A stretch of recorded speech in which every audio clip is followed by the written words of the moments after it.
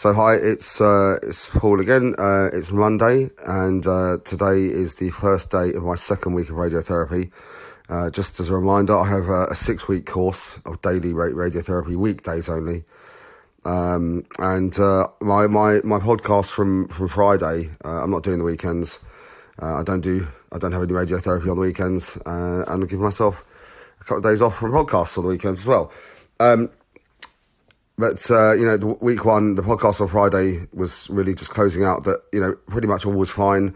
Minor side effects, nothing really worth mentioning.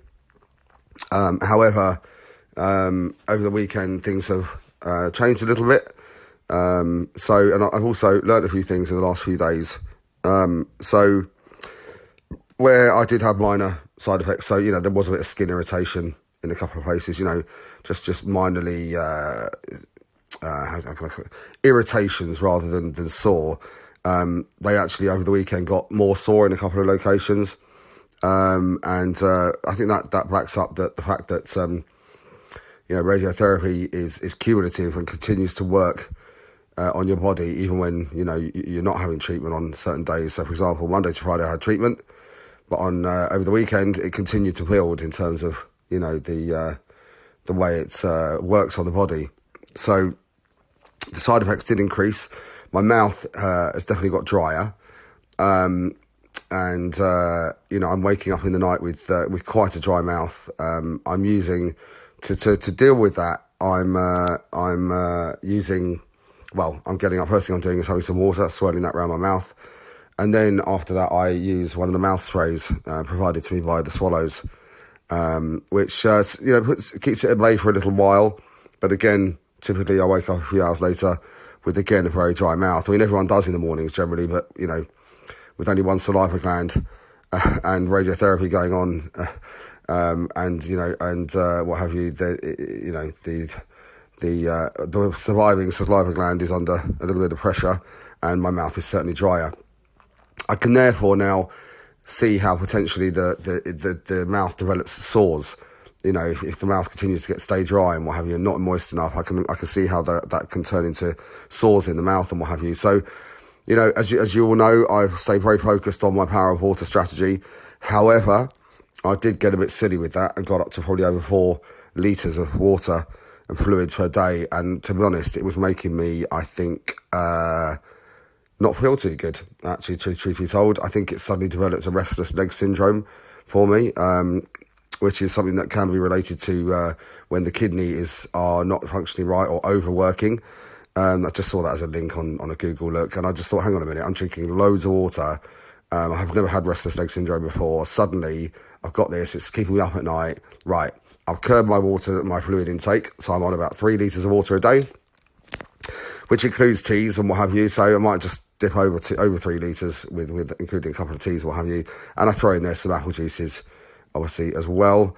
What's interesting is that I got to a point where I was so focused on my role and my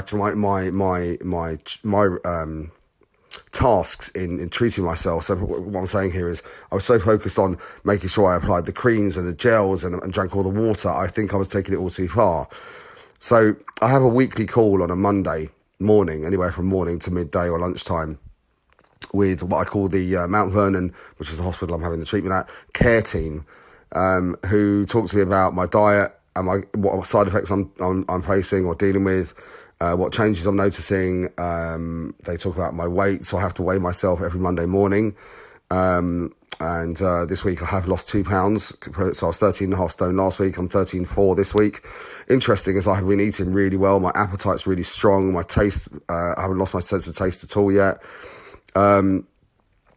However, I did mention on the call to them today that, my process for applying creams. So I get up in the morning, I have a shower, I apply Aveeno to my neck and facial area.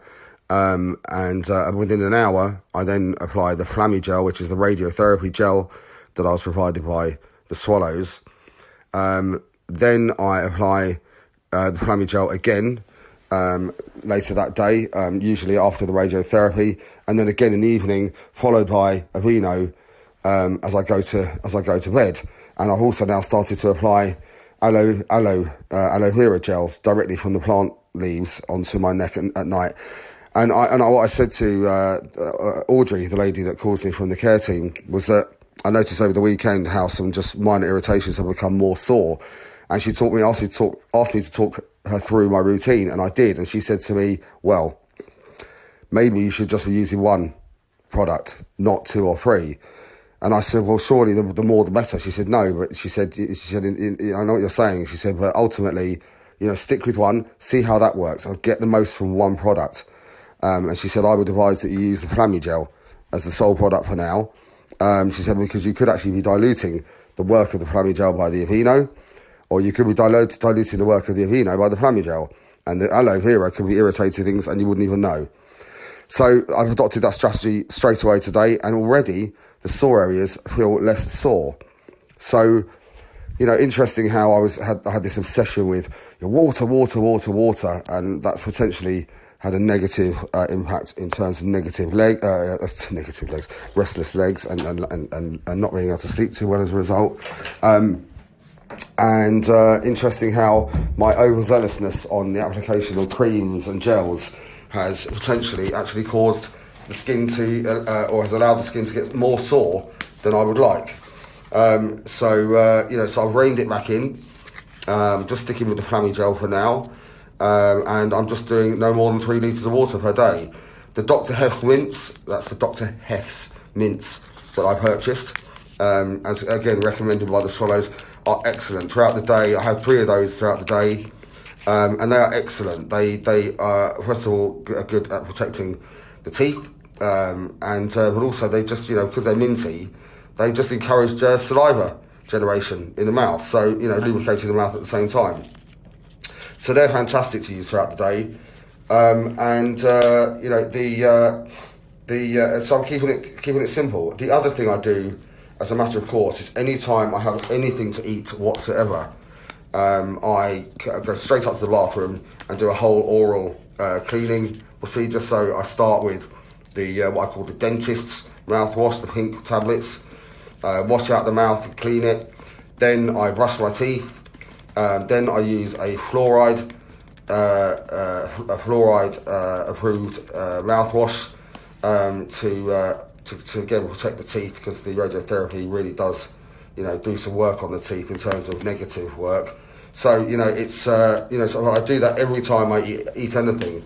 And again, I think oral hygiene surely must play a part in potentially any possible side effects or level of side effects in the throat and mouth through the radiotherapy treatment. So either way, they were very pleased. I'm not really having to deal with too much so far. I am tired. I do get tired. So Thursday and Friday last week, I'm not sure if I mentioned this, Thursday and Friday last week, I did feel a different level of tired. I did have to sort of have an afternoon nap, if you like, but once I had that, I was generally okay. And interestingly, today, this evening, I'm feeling a little bit more, again, a different level of tired. My radiotherapy was at 3 o'clock this afternoon, and just as I was going into sort of 5:30, 6 o'clock, just getting very lethargic. And what they said to me today, so I had a good chat with them today at the hospital about, what more can I do to aid my treatment and recovery and lack of side effects. And they said, just listen to your body, remain calm, less stress the better, keep yourself stress-free, your head clear, and the holistic side, they said, is a massive player in how people deal with radiotherapy. And he said, just listen to your body. If your body says you need salt, have salt. If your body says you need sugar, have sugar. If your body says you're thirsty, drink. And if your body says sleep, sleep. He said it's really important. So I've taken that advice. They're the ones that know what they're talking about. But going into, tomorrow, going into day 2 of week 2, I feel okay. The skin's tightened around the neck area as a result of today's radiotherapy. It did that pretty quickly, actually. As soon as I got into the car to come home, I noticed that my skin was tighter. But ultimately, I have no skin abrasions. I'm a little bit tired. I'm hydrated, and that's also a massive factor in preventing any early bring on of side effects apparently. And I don't know what else to say really. So, it's going well so far. They are really pleased with the scans that they are looking at, the scans they looked at today. They said everything looks really good as far as they're concerned. I don't really know what that means. I might need to ask more on that tomorrow. But they're saying that everything looks very healthy in the area that they're targeting. They had a look at my skin and neck and scars and said that everything looks okay, although there are a couple of spots within my scar that might need a bit of attention, that seem to have maybe got little burn marks on them, or potentially little pussy, like a pus from a zit. So he said you've got to keep an eye on those and see what happens there. But the other thing was that as I said, I'd lost 2 pounds in weight this week. I don't know why. My appetite's fantastic, and I'm eating really, really well. Haven't lost my sense of taste yet at all. But they said I've lost 2 pounds, and I need to really focus on maintaining my weight as to what it was. It aids recovery, and it also it improves the quality of the radiation zapping that they do. So it just means that you fit your mould and mask perfectly every time, and it means that they can target the area more easily if you are maintaining the same weight. So I don't know what else to say really. The other thing I've done is that it's not possible to, since I started the radiotherapy, I was told don't use a flannel to clean that part of my head and neck. Don't use a brush or a sponge. Just use your hands and soap, and ultimately, if you can, neutral soap. So no acidic soaps or anything. So I actually went and bought, and I'll put a picture of it on this podcast, some aqueous cream, which is really for very dry and sore skin, people with really bad eczema, for example. But you can actually use it to wash as well. So I bought some of that, only about £3 or £4 or something from Boots.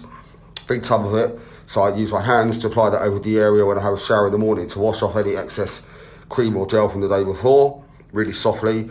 And then that means I don't have to worry about any perfumed or irritant stuff being used to clean my neck. So that's what's going on. That's where I'm at. It was nice in the waiting room today to hold on. Sorry, I thought I was going to sneeze. It was nice in the waiting room today to actually have a chat with one of the other patients. He was in for prostate cancer, which interesting story. He didn't even know he had it or had a problem with his prostate until he had a blood test. So just a standard blood test for his age group that he had to have. And it came up with early signs or early stages of prostate cancer. So he was going through 4 weeks of radiotherapy, and I asked him, any side effects or any pain? He said, no, not any pain whatsoever. He said, I have been told going into the last 2 weeks I could feel some side effects. He said, but at the moment it's been an absolute doddle. He didn't ask me any questions about me. He clearly wants to just talk about him, and that's totally fine. It's quite nice to hear other people talk about them, and for me not to think about me for a little while. But we talked about the waiting room. We talked about the fact that could be nice if there was some music in there, or just some nicer paintings or whatever. So on the back of that, I've asked my daughter to see if she wants to do a drawing or picture or anything at all that might, I could take with me and blue tack onto the wall there and brighten up the waiting room. I'm not going to ask for permission to do it. I will beg for forgiveness if found out for doing it and told off for doing it. But I'm hoping maybe it will start a little thing as well. It's harmless. So I want to walk in there next time, stick a picture up for my daughter. And if maybe it just gets a few others to get their kids or relatives or whatever to do the same thing, it might just make it a bit more, give it a bit more personality in there. They are a bit dull, these waiting rooms, and I totally get it. But everybody, I was not just talking to this guy about it, there was a lady there waiting to go in for chemo. She too, straight away said, yes, this place does need something just to give it a lift. And there were 3 of us in there, and 100% of us thought the same thing. So let's see what happens there. That's going to be me signing off for today. I got some more, just before I do, I got some more sort of meds, if you like. So they're now starting to supply me with mouthwashes in anticipation of side effects. So they think that potentially over the next week I could get sores in my throat that actually make it hard for me to eat.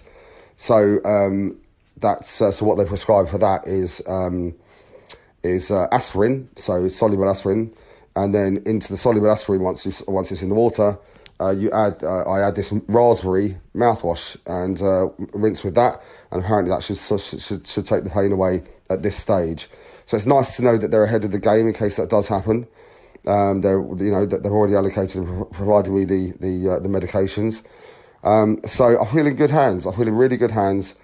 They're really well organised. The calls each week are thorough. And it's really important, actually, that I've started writing down into a book the things I want to go through with them, because as it happens over the week, there are so many things that I just think about, and just mention that, just mention that, just mention that, just mention that. And today I actually said to sorry, I've got a few things to go through. They do not care how much you want to go through. They want to go through all of it with you. And the great thing is they've got answers for all of it. These are experts, and I just felt today in really good hands. It just confirmed for me I'm in really good hands. So, like I said, decent start to week 2, sticking with the lesser water, so no more than around 3 litres per day, 1 type of cream or gel application to my face and neck area. I'm going to give that a try, already working, by the way. Using the aqueous cream for washing, and getting pictures from my daughter to stick up in the waiting room. I'll let you know how things go tomorrow.